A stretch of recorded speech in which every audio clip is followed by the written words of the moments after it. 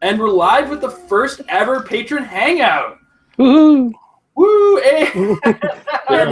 Our first patron has blessed us with his presence. And the idea of this is, those of you who support us through Patreon, once a month we're going to open up the floor to you guys and let you bombard us with questions. And as far as we're concerned, no question will go unanswered. We might tiptoe and be PC about our answers, but we are going to answer your questions regardless of what you ask us. So that said, if you do want to be a part of this come next month, patreon.com/marriedwithclicks. There are several tiers in which you can offer up money. We are or your support rather. We do have goals that we have to meet, and we do have rewards based on how much you put in, and any dollar value I believe gets you in on this show. So even as little as even as little as $1. Hey, Amber, way to go! Starting off the night.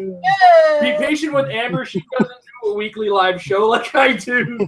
So she's gonna triple. I get to edit out a lot of my mistakes.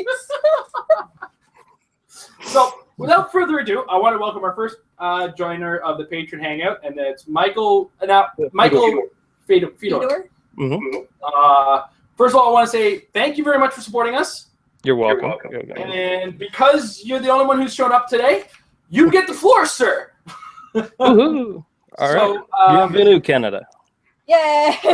Yes, we are from Canada, and we do appreciate the support from a non-Canadian.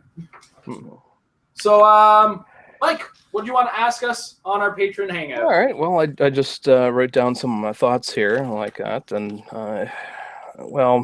I've been watching you guys for about a year now, and it was I came into the game right around AVX, and and I guess I told you guys before this, but for the rest of the audience, it's because your channel that I keep a notebook of myself. I have a list of different teams and everything like that, and they're all listed with notes, and they got the power, the point value, and that was a great idea. So, but if you were building a team from scratch, let's say, okay, let's sit down right now, play a 300-point team.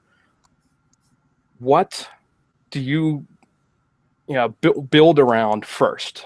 Like what do you, as a player, build around first? Competitive or casual? All right, let's say casual. Casual? Okay. Do you want to? Casual is your market. Huh? Okay.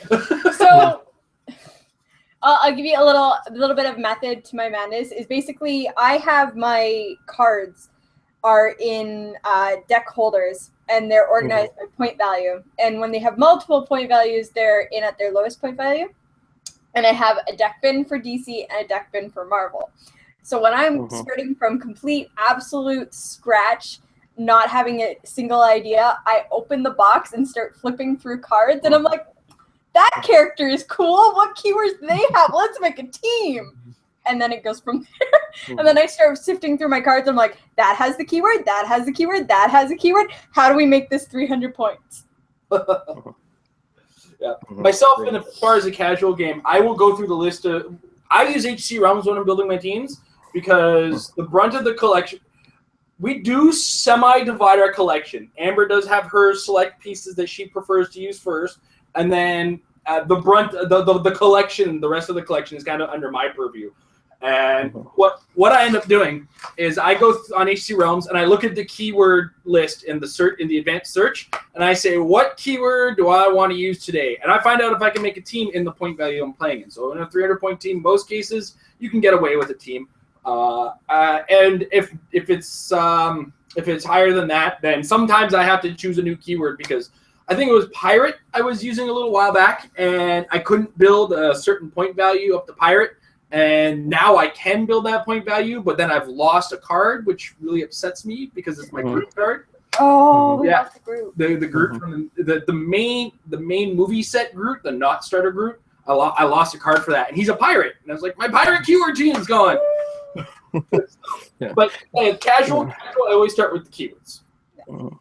Do you have the one? What's it? I'm thinking of from the Flash set. The not Deathlock, but the other. Pirate Deathlock. Yeah, no, the pirate one. That's well.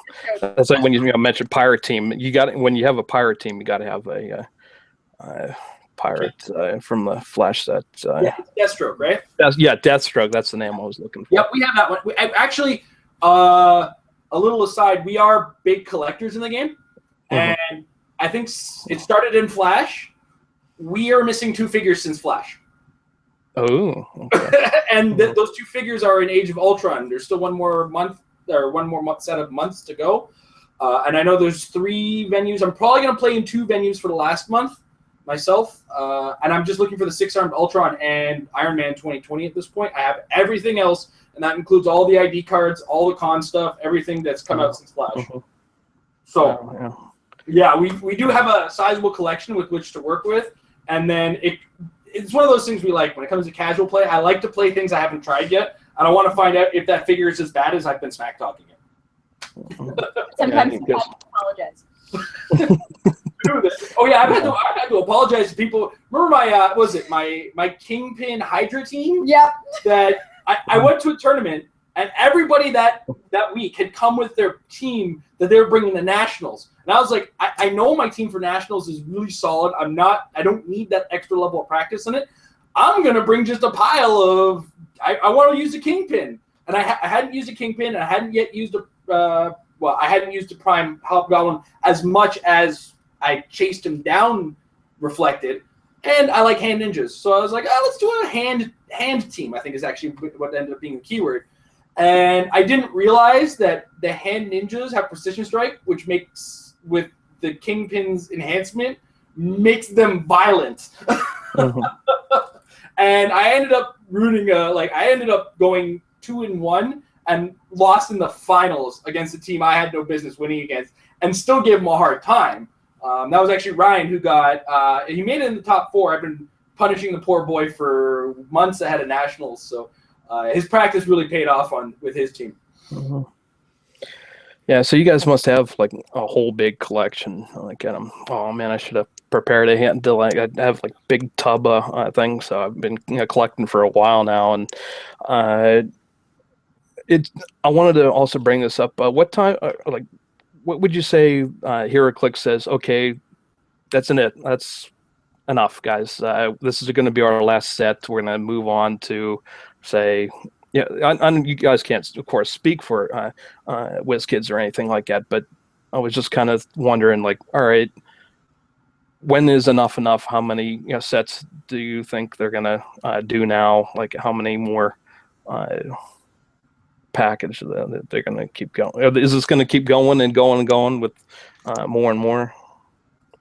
I think as far as collectible games go, they're at the point where HeroClix is going to go until we stop buying.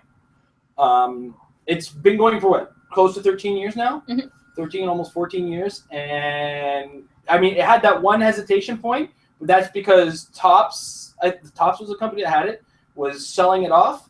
And then there was a year point where they were trying to find a buyer, and NECA ended up buying it, but kind of sat on it for a little bit, and then came out with the Chariot Thor, and then all of a sudden the game came back again.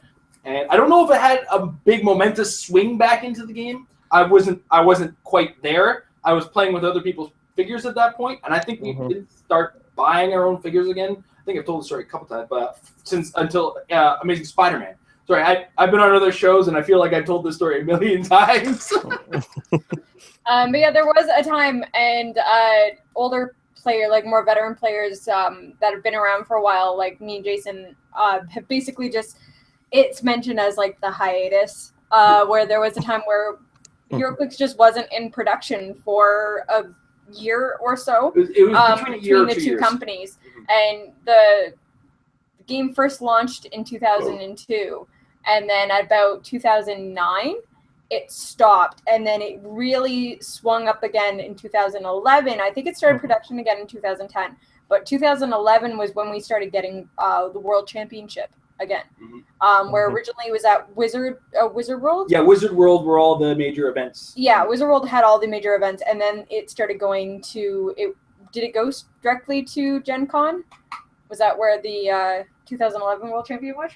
Yeah, every World Champion until this past year was held at Gen Con. Was Gen Con. So originally it was Wizard World, and then after the hiatus, when NECA took over, it went to Gen Con. And that's where you really start noticing that the game picked up again.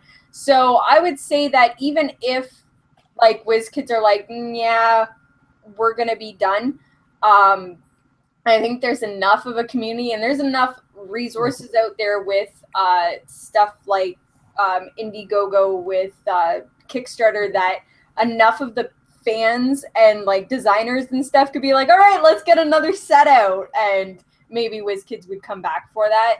I don't see it going away anytime soon.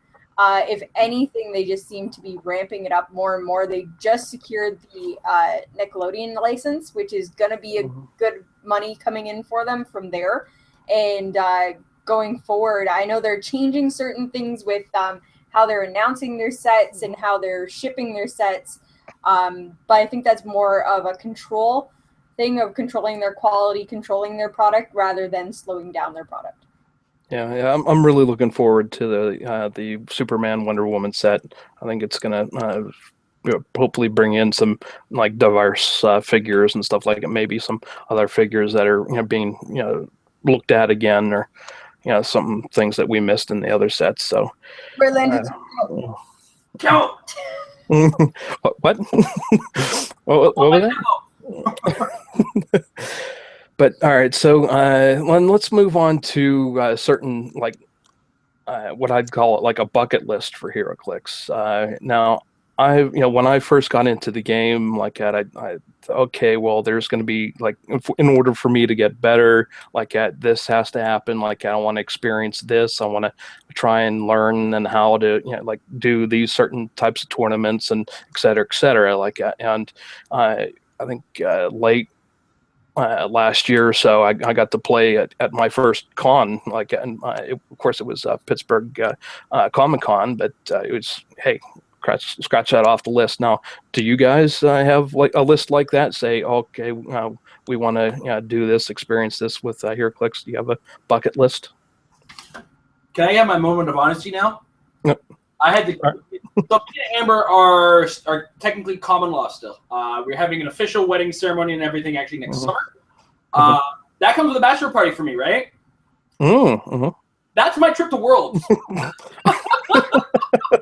I had to cash in my bachelor party to go to Worlds next year because it's an Origin Game Fair, and that's what Origin Game Fair is usually. What, late June, early July? It's gonna be in June. Yeah, in June, and our wedding is in July. So when I said I'm probably going to Worlds, Amber's like, "That's pretty close to our wedding." It's like not even a month, like less than a month for our wedding. And like a get out of jail free card. I pulled out, like, it's my bachelor party. I'm not having like, shit, he did that. Incidentally, guys, whoever knows me and wants to party with me at Origins Game Fair, it's my bachelor party. Take good care of him. Show him all the good strip joints. There you go. Yeah, that's certainly on my list. I would like to either make it to a Worlds or a some kind of big tournament somewhere. Maybe out to the one in what's the one out in near Columbus or so. Yeah, the one in Columbus is Origin Game Fair, which is where they hold Worlds now, and as well as get to go to Worlds finally on my bucket list. The other one is to, I guess, place more notably than I have placed lately in the game. I'm a try hard at this game sometimes. But I also have my line. Like, I know when it's a casual tournament, I know when it's a competitive tournament. But the competitive me wants to do really well. I've been playing the game long enough. I feel like I know the game well enough that I should be doing better than I have been.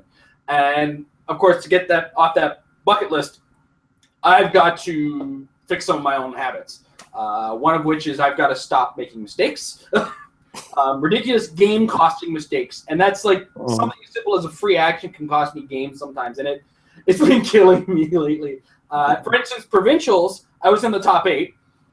of course, they only mentioned the winners of each provincial tournament, so of course my name couldn't show up in the lights in HC Realms. And I think the only time my name showed up on the front page of HC Realms was at top 16th placing at the Windsor ROC. Anyway, I'm on a tangent. I do that on this kind of show. Where I was going with this is, I feel like, at provincials, my biggest mistake in my game in the top 8 was forgetting to use the Blacklight Ring, which I had given to Rocket Raccoon, in order to keep my Banshee in stealth. As a result, I tried to rely on my super senses with Banshee, and I think I had a +1 defense somehow. Oh. Not 100% sure. Are you okay? Yeah, no, my sign just fell down. Oops. Okay. So anyway, by not giving my character stealth, I had now exposed my Banshee, and he really shouldn't have taken the shot in the face. And I look at that as the game coster, because the team I was playing against, the Banshee cost 98 points. My opponent had a 73-point figure and a Phantom X, I believe. And then the rest of it was to bulk all of that up. Oh, no, sorry. It was a 73 plus the entity he had on it. So it was also 98 points. But I think I had a ring on Banshee when I killed him, or when he died. Anyway, I was behind on points, and I got to stop giving up stuff like that on stupid mistakes is my point. So if I was to make up my bucket list, it's do better and just go to Worlds. I've been to Nationals twice. I enjoyed the experience. I will forever complain about the computer glitch that cost me the game, or cost me the day 2 out of the first tournament. Probably cost me a lot of sleep and a lot of confidence, and I will forever blame it, even though it's 100% my fault. Don't let it go to points. Just win. That's best advice. Amber, what's your bucket list? Well, I've made it to Nationals twice. I actually placed in top 16 this past year. I actually ranked 14th on like 2 hours of sleep and a Brainiac skull ship. So I'm actually really happy that tick off on my bucket list there. That was I got the best piece of paper practice ever. Brainiac skull ship at Nationals and made top 16. Actually, my HeroClix bucket list is funny. Much like Jason's, I want to be able to make it out to Worlds. It's a lot harder with us having to go that extra mile, and the fact that we have to cross the border, and we don't have passports. So that's been holding us also back. on the bucket list, but I swear I'm taking care of that like December, I think. But my HeroClix bucket list is like almost unattainable, because at this point, all I really want to do now in my HeroClix career is do an unboxing with Scott Porter. And then play a game with him. Me and him are friends on Facebook now. I saw that. You jerk. He hasn't responded to my friend request, and you guys are... No. I waited for like 3-4 weeks for that, okay? It's my first celebrity friend. Give me a break. Hey, Scott. How you doing? If you're watching this. We love you. Scott, we'll do it over Skype for all I care. But yeah, that's basically my thing. And or like judge something big. I do want to, I would like to judge Nationals. I have judged Super Qs, Winamaps, storyline events. I judged provincials for Ontario. And that was actually pretty awesome. That was a day of me dancing around the room. Basically, every time there was judge, skidding across the floor. And running away from my games, nonetheless. Yeah, because we made an unwritten agreement that any time that I am judging an event that Jason is playing in, I don't answer his judge questions, so that people can't turn around and be like, well, your wife just said that so you could play the game better. It's like, no, that's not how this works. I will rule against him if I can. Yeah, she'll go for it. It's like, no, I swear you're wrong, Jason. Hold on a second. I will go out of my way to make sure that he's wrong. I will change the rule. She does it to me at Age of Ultron. I know it. She's doing it to my PAX. It's like, no, that's PAX not legal. Give me that. What? No. I'm sorry, that's a chase. You're not allowed to have that. You're only allowed to face the chases. No, and the PAX do that themselves. I don't need your help not getting a chase in a sealed event, OP event. You know what? Somehow my random pairing makes sure that you face a chase. Oh, yeah. Can we talk about that for a second? What is it? 12 rounds of Age of Ultron at Comic Warehouse. I have played, not 12, sorry. It's 3 tournaments. So 9 rounds of the tournament. I have played, 5-6 rounds against At one of the least. chases. It was 2 in the first month. Was it 2 in the second It month? was 2 in the second month. I think there was only 1 in the first. In the third In month 1, I'm 1-2. In month 2, I'm 1-2. Why? Because chases. Actually, no, it was month 3 where I only played against one of them, I believe. Yeah, so you're at like 5 out Yeah. of 9 rounds. 5 out of 9 rounds. I have played more than 50% of the rounds in Age of Ultron because of you. I'm not doing it. I'm doing everything properly. It's just the random first round. And if we were on the rails somewhere, we're completely off them. So we should probably let Michael get his next question in because this started as bucket list. Yes, and then that's just. Yeah, I'm sorry, guys. It's your channel. It's your time to talk. But anyway, so let's just talk about your channel more or less. Since I've been watching for quite a while. I like your channel, how it's so segmented. You guys have all the different, you talk about the rules and you talk about how to strategize with them and stuff like that. I just love how it's organized. And you are, in my opinion, you are the best HeroClix YouTube channel. And I want to, thank you. Thank you both for, teaching me for as long as I've been in the game, because I just happened to find you randomly. Like when I first started getting into it, okay, let's do an internet search. Let's see, who else out there can, I can share this game with, share this common interest with. So, but speaking of all these segments, though, I noticed only one segment only went about 5 episodes. Will Prob That Thought ever come back? Okay. Do you remember that? I do remember Prob That Thought. It was a show I used to do while wearing a Jane hat, right? It was this show featuring Spider-Ball. The Spider-Ball too. I remember the Spider-Ball. Okay, so the birth of Prob That Thought was I turned around and I said I want to do something other than games. Now this is the very early ages of the show where we're still experimenting with all kinds of ideas. In fact, we didn't even do an unboxing until we saw the views that Ryan Morgan was getting on the glass cabinet. Mm-hmm. So we owe a lot to the glass cabinet as far as a lot of where we've gone. Now, granted, he does a lot. He has a much better camera than us. He has very high quality videos in comparison to us. But we do understand that people do enjoy unboxings, and part of the charm of our show was our faces. So we decided at one point we were going to bridge off from just doing games, and I came up with the idea of Prob That Thought. Now, the idea of Prob That Thought is what has become now the MetaLab, Metafix, and Dial It Up. I tried to cram all that into one show, and that just wasn't working, and people weren't watching it either. I mean, if you were to at the time, I looked at the view count, and I think I maybe got on average 6-7 views of Prob That Thought. At the time, this is when we had maybe 6 subscribers, but we'd get 30 odd views on our games. And I looked at it and said, people aren't watching, and it's really hard to come up with all of this content and try to fit it into a bite-sized bit. So I'd stopped the show for a while. And then I think it was one comment in one of the videos I played against Amber with a team that I've been tooling around with, and I had originally planned on going to nationals with, and then something happened to it with other teams that were going to do better than it, and I ended up going with it. But I was using my armor team, which included Blue Beetle, Silver Samurai. I don't think it had Blue Beetle. Did it not have Blue Beetle at the time? It was just a Silver Samurai Alpha Strike? Mm-hmm. Anyway, I used Silver Samurai, beat Amber in 2 or 3 turns, and then somebody's like, oh yeah, it's great to see one guy using a meta team, one person using a casual team. It's like, yeah, he's right. I really do have to have just an outlet for the meta game, just competitive. That's actually where the name of the show came from, was Jason's meta fix. I needed my fix of the meta because I do like competitive play. I've been a competitive gamer for a long time. Now, not necessarily video games. I wish I was better at video games and could compete, but as far as collectible games are concerned, I've tried to be the best that I can in pretty much every game I've tried to play, which sometimes can cost the fun, as anybody who's played Versus with me can attest to.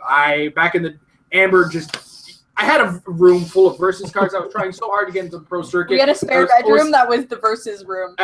I was perpetually on the bubble, and I was really competitive in that game, kind of like how I am in HeroClix. But with HeroClix, I had more of a fun button as well. So I had to turn off my competitive button for our games for a little while and end up just spewing it out in a show called Metafix. So that's Prob That Thought kind of went by the wayside, and then we were playing games constantly all the time. And I saw something moving in the background. I think Somebody walked by our kitchen window. Oh, okay. Oh, that's the kitchen window. I thought that was like the door. Anyway, where was I? I was talking about Metafix. Okay, and yeah, so that's kind of what happened. Is probably that thought sparked into multiple shows.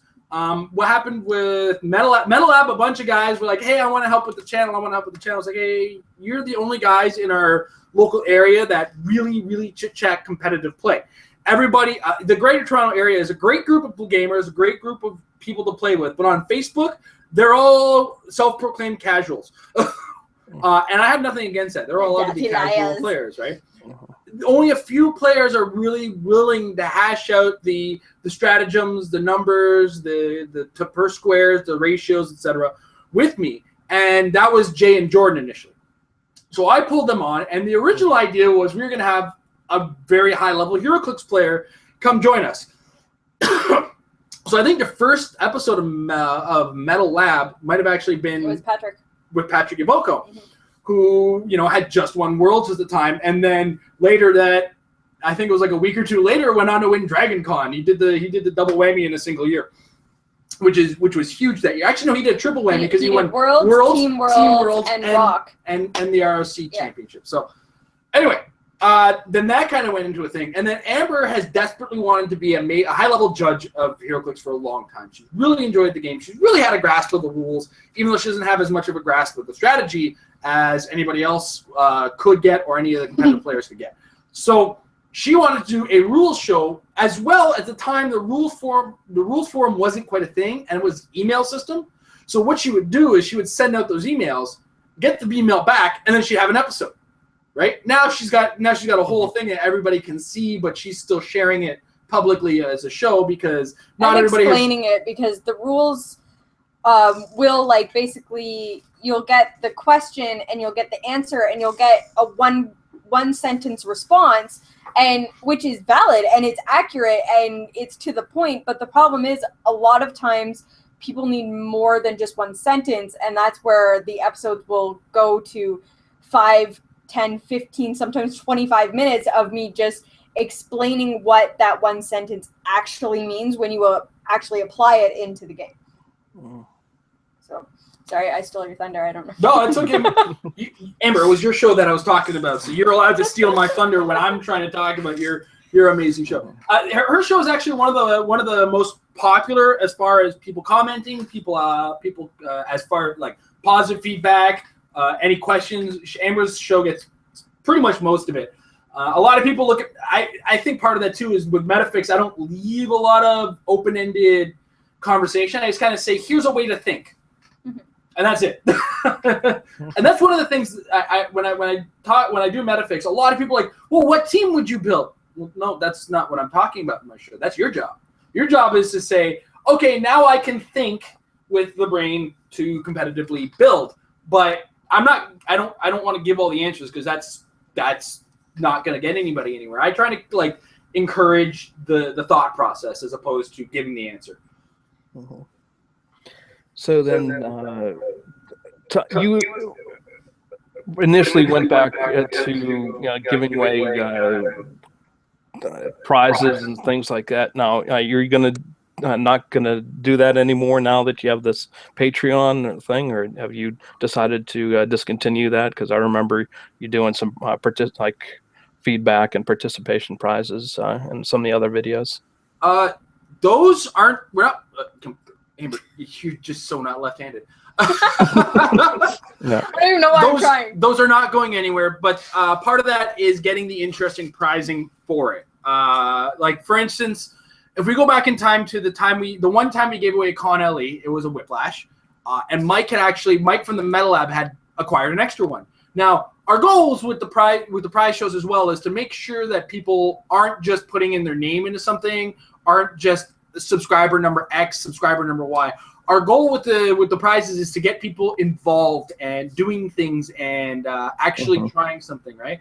So when we do a contest, we try to do a team build contest, and then we pick our builds, and then we kind of go through them, play them out, and that's one of the complications of it is a lot of time we do these team builds, and we have to play a ton of games, and we got to find a way to do that. Now, part of it could probably be me and Amber deciding to just, have a game going, like some people have chess games going long term over you know, you know what I'm saying?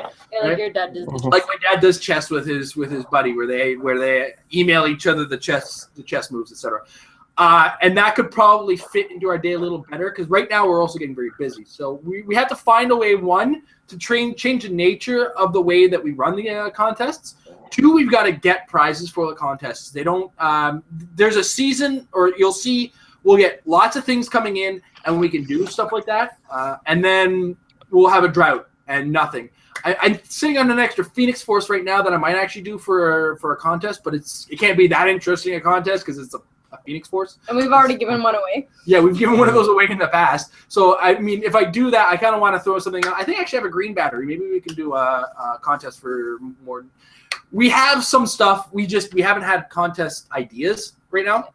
The last one we did was for a round table. I actually really liked that because we had people make inspiration cards for us. Yes. As if we were calling for the round table. It was really fun, actually. Yeah. Actually, I like the way some of those turned out. They were really cool. The winners, we ended up picking 2 winners because we had one for each of us. Yeah. We didn't have a favorite for both, but we had a separate favorite for one and then a favorite for the other.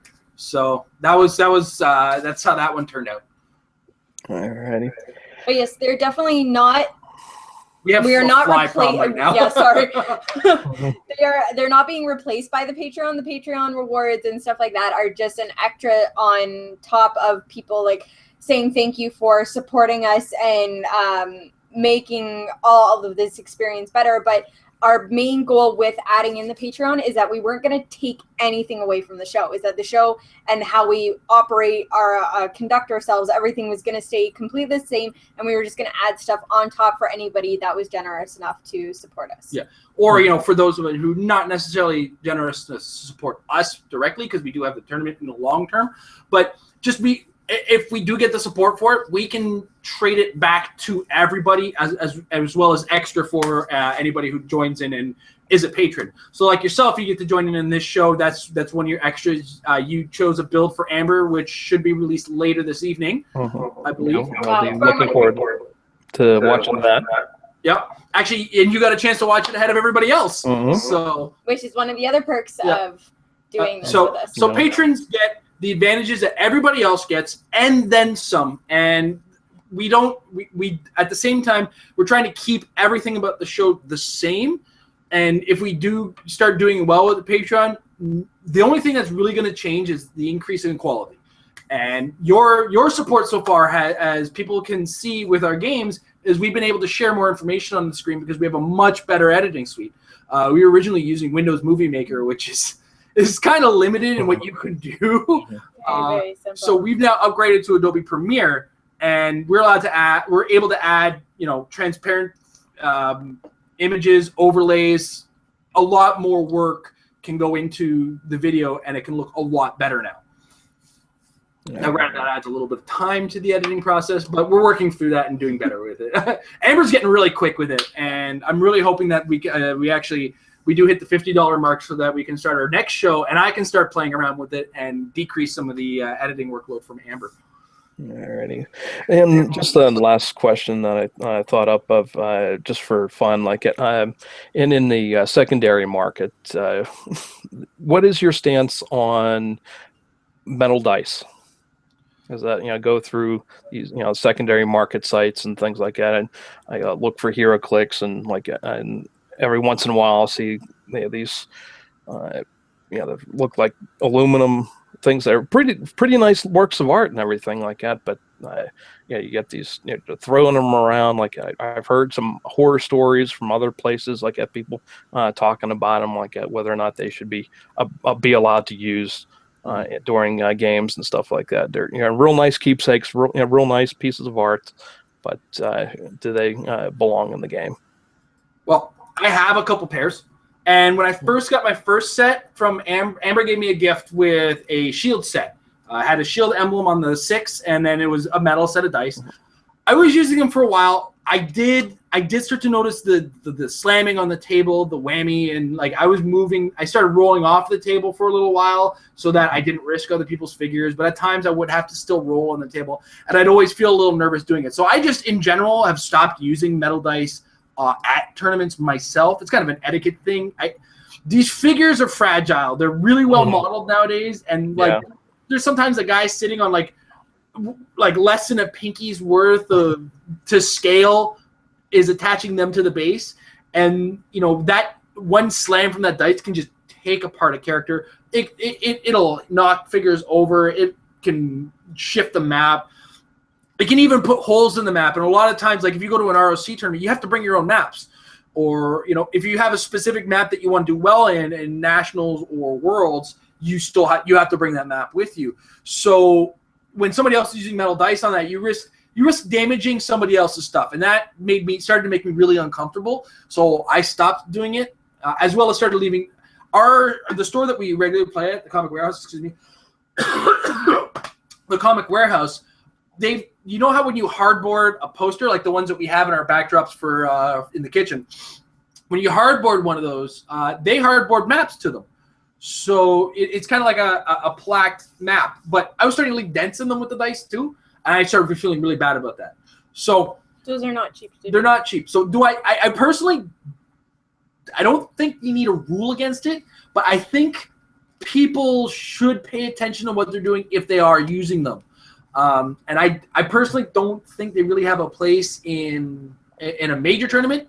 Leave them at home because it's time to use proper dice, because there's a lot of issues with those dice. You can't be 100% sure of the weighting, although there are a few tricks that you can use to check on the weighting of dice, one of which is picking a corner and spinning it, because if one side is weighted, it's going to instantly fall to that side, right?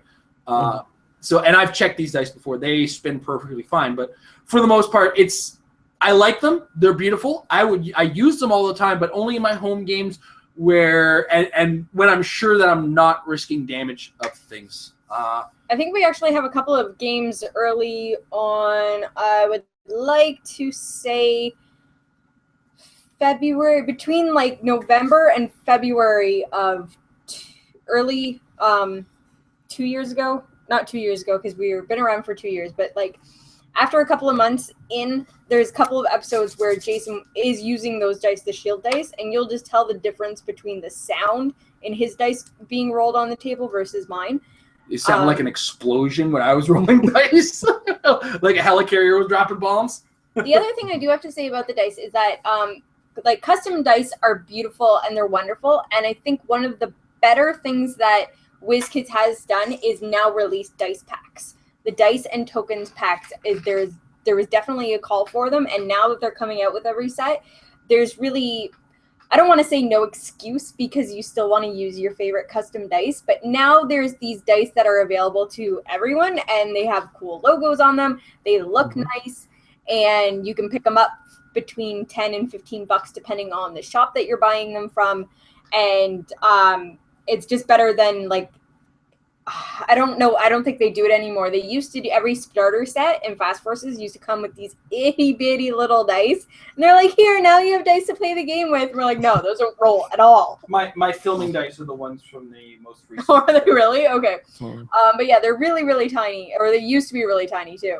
But now that they're manufacturing dice just in general because of Dice Masters, they've upgraded their dice production. Now they're doing HeroClix dice, and now we're getting these nice, pretty dice that people can have better access to and don't have to outsource to these really sometimes very expensive custom dice. And like I said, the metal dice are really nice and they're very pretty, but I find they're too heavy. I don't like rolling them. I'm like, these things have some serious weight to them. Give me some plastic dice. Yeah, now I'm just rambling. I'm sorry. Nice. Alrighty, so cool for a table game. Tournaments, I suggest leaving them at home.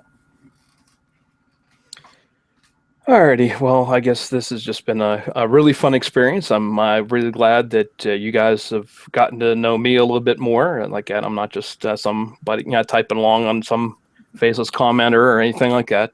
It's been really great to get to know you both. And so unless you guys have anything else more to say like that, then I just want to say thank you very much for allowing me to be the first Patreon and come on and do a show like this. It's been really fun for me. It's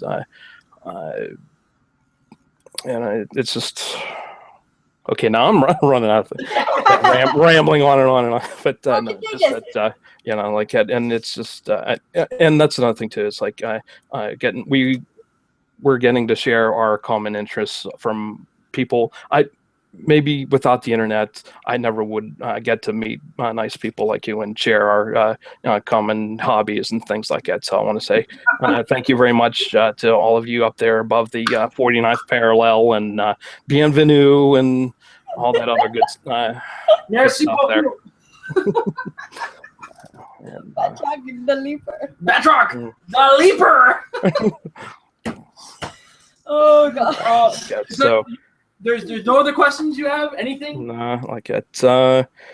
Let's see. I guess I did jot down this one last thought about. Do you guys? In the game, I happen to know like a lot of the figures. I know, especially when the first real monthly tournament that I started playing in was War Light, and I know most of these characters. Like I know, how to pronounce their names or anything like that. And I've played against either sometimes younger players or at least some people that are in it that are I guess they would consider themselves meta players, but they just don't value the experience of using the high place. I'm not a meta. I wouldn't classify myself as meta player, but it's just the thrill of having all these characters that I know I've read in the comics and stuff like that. I want to get your take on how deep does your superhero knowledge run? Do you know these characters and things like that? I don't think you got a chance to talk about the origins and stuff like that. Well, I'm a long-time comic book fan. I don't know about that. I like some comic book characters. I don't know. We're long-time comic book fans, and that we play HeroClix because we read comic books. So understand that even though I have a competitive mindset, I do still love the characters that they're putting in this game. And I read quite a few comic books before I started playing HeroClix, and I started reading more comic books in a lot of cases because of HeroClix. Mm-hmm. There's a ton of comics I've started reading because I like the HeroClix figure. A lot of them Marvel, too. I've started reading a ton of DC ever since so I've discovered some characters. I think I knew of Shazam in passing from reading the Kingdom Come book, but I looked at Kingdom Come and said, it made everybody look badass. And then I played with a Shazam, and I was like, let's see what this comic book is like. And I found out it's all about magic and all that kind of stuff. And I have two things that I like in comic books. I like the Hulk, and I like magic. So when it comes to my favorite Marvel stuff, it'll be Hulk, Doctor Strange, and anything that stems off of Doctor Strange and the Midnight Suns, all that kind of magical poofy poof. And then in DC, I think it was around the time of the Shadow Pact book during the Infinite Crisis, I believe. The Shadow Pact book showed up, and I started reading that. And then I got more into more stuff in DC because they had some of the magic poof to poof that I was really enjoying. And I mean, it kind of stemmed off the fact that the mystical keyword and the mystic team ability and characters with that were really good in HeroClix. And I was like, well, what's this character from? Is this character any good? Where is this character from? I want to read this book. What's going on here? And HeroClix has led to a lot of comic books that I read now, and it's a complete accident in a lot of cases. Yeah, that's kind of where I derive a lot of my enjoyment from the game. That I have so much, I know why, Saranic Natu. I met people that couldn't pronounce her name right, and they just get a little frustrated, oh man, what? That of course she's gonna affect Sinestro. That's her. That's his daughter, and blah blah blah, and all. So it's just sometimes play against people that don't know the characters as much, and so I wanted to get your take if you guys do that as well. But alrighty, I guess one last thing I want to like. I don't. My channel isn't necessarily a HeroClix channel yet, but maybe I'll do something else and maybe talk a little bit about your. I'll certainly give you a plug on my channel and kind of talk about the upcoming 500-point team that Amber has played for me. I would certainly appreciate it. Hopefully, did you have some fun with that? I had a lot of fun playing that. Okay, I did. That's the whole point. Like, just have fun. And I get you certainly showed me a different strategy how to play that game instead of how I would do it. So yeah, and I even have one last segment of like a couple episodes ago on my channel where I'm actually playing HeroClix against myself. Like I have another YouTube channel like that and have like alternate personalities. I'm so one hockey player like that. He's always in his hockey jersey and stuff like that. I'm more into like the collar and things that we're like playing in the intro. So like that. But that's what's going to be going pretty well here. It's called the Michael Fedor Show here. Like that. I'm glad to be a part of your channel here and a part of these hangouts as well. I had a really nice time. And for those of you who are out there watching this, give these guys a little bit of change like that, maybe $5 a month or so, and support Married with Clix like that. You're both so nice and so welcome, and you impressed upon me so well that my money, I know that my money is going to a great cause that you both are really professional about and very transparent about this whole fundraising and crowdsourcing type of thing. So thank you very, very much for allowing me to be a part of your channel in those ways. So we'll certainly continue on my support. I don't know how, in what direction in the future like that, but I'm certainly proud to be a supporter of yours, and I will continue to learn more and more and more about the game through your channel. And I got to meet the rest of you guys out there and through the comments. Yep. All right. Well, thank you very much for your support, Mike, and thank you very much for joining us and inundating us with questions. We have another month to bother us with some more questions. So come up with a few for next month, and you're welcome to join us again. Those of you who are currently watching, if you can get on this show yourself by supporting our Patreon. That's patreon.com/marriedwithclicks. And we have multiple levels which allow you extra bonuses. And at the lowest value of $1 gets you access to the show as a guest. You get to question us about what we do, the game, my favorite shoe color, whatever. We don't care what you ask. You're giving us money. And part of that as well, as Mike said, we try to be 100% transparent. So every month we will explain where your money goes. Right down to like Mike's is a couple sentences. We took your money and we did the goal that you funded.